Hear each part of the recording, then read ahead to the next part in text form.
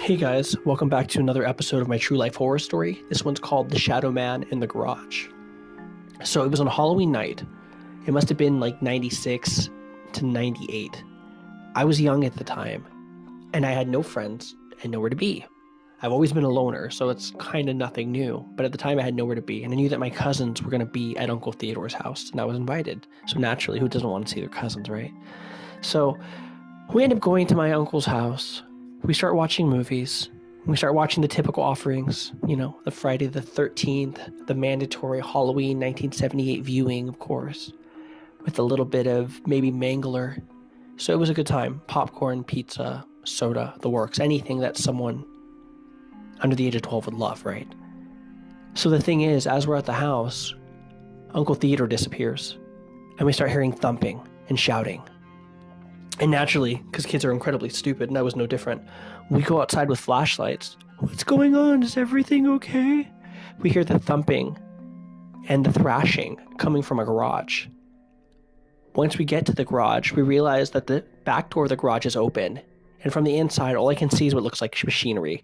I can see car parts. I can see what looks like an old sewing machine, car stands, jacks, toolboxes, boxes on top of boxes. I mean, this place looked like a mess.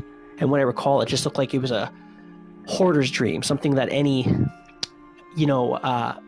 CTV television show would love. The kind of stuff you see on HBO Max, home horror cleaners. But keep in mind, it's pitch black, and I'm young. So me and my cousin are standing there freaking out. And we keep hearing this rumbling and shouting and rumbling and shouting. And we realize that someone's in the garage. Now, if you know where the story's going, to no surprise, Uncle Theodore's in there. But the whole time, I thought that Uncle Theodore was with someone else.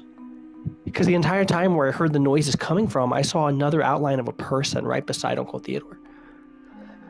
And when Uncle Theodore goes, "Hey guys, it's just me, ha ha ha ha ha," just laughing, "I got you guys, I scared you guys."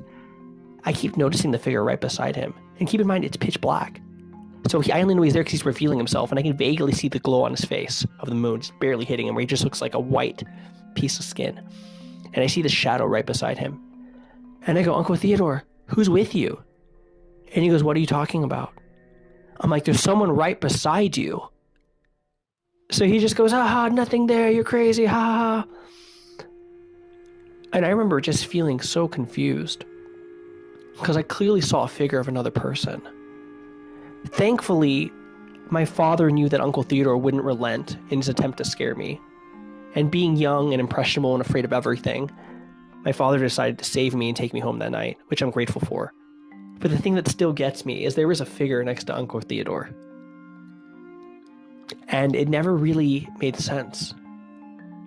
Have you guys experienced any shadow figures? Can you relate to this story? Thank you guys for watching. Please follow me on Instagram. Please follow me on YouTube. And please follow me on Spotify. I'll see you on the next True Life Horror Story.